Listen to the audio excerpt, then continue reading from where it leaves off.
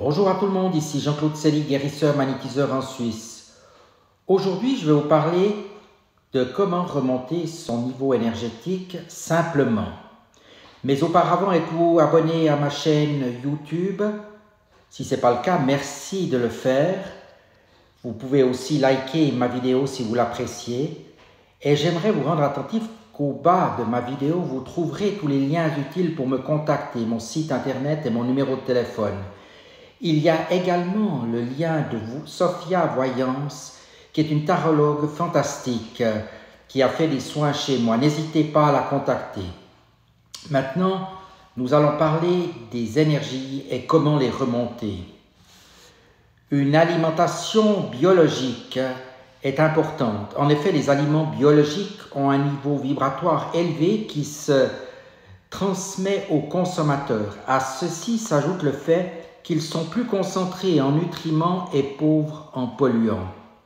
Ainsi, une alimentation biologique apportera de l'énergie à celui qui la consomme, alors que l'alimentation industrielle nécessitera que l'organisme lui fournisse de l'énergie pour la digérer. La cuisson, surtout à haute température prolongée, par exemple, a tendance à faire baisser le niveau vibratoire des aliments. C'est pourquoi il faut préférer une alimentation crue ou faiblement cuite. Vous avez ensuite l'eau énergétisée. Il est à la portée de tous et de chacun d'énergétiser son eau. Il suffit de la secouer pendant quelques minutes, une ou deux en principe suffisent, pour faire déjà monter son niveau vibratoire. Il est possible aussi de la passer au mixeur pendant quelques instants pour obtenir le même effet. Le même résultat peut être obtenu en mettant une bouteille d'eau en verre au soleil pendant 1 heure ou 2. Un peu de jus de citron bio mis dans la bouteille d'eau aura un effet similaire. Enfin, l'air ionisé est riche en ions négatifs et excellent pour la santé. On le trouve surtout au bord de la mer, auprès des cascades ou en haute montagne. Cependant, une activité à l'extérieur, dans la nature, à la campagne ou en forêt, en respirant profondément, est déjà salutaire. Mais aujourd'hui, certains appareils permettent de créer cet air ionisé chez soi, ainsi que les lampes de sel, dans une certaine mesure. Une activité physique est bien sûr importante pour stimuler l'organisme et en particulier les mitochondries qui sont présentes à l'intérieur des cellules qui sont chargées de fabriquer l'énergie du corps sous forme d'ATP. Il est conseillé de réaliser une demi-heure d'activité physique par jour ou 2 heures, 2 à 3 fois par semaine.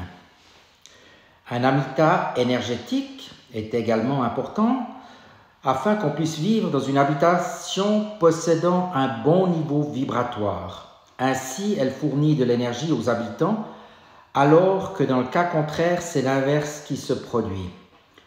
Le test énergétique peut déterminer le niveau vibratoire d'une maison. Un bon niveau vibratoire se situera aux environs de 100%, on va dire entre 90 et 110%.